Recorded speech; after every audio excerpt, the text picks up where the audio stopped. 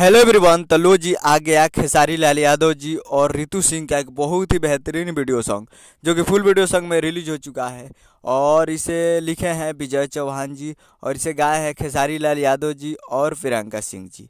और इसमें म्यूजिक दिए हैं शेखर शर्मा जी, जो कि आपको स्क्रीन के ऊपर दिखाई दे रहा है। जिस सॉन्ग का टाइटल रखा गया है रेतिया से रेतल करो, जो कि फुल वीडियो सॉन्ग रिलीज हो चुका है। और वीडियो में है खेसारी लाल यादव जी और रितु सिंह जी, फिट में है रितु सिंह जी।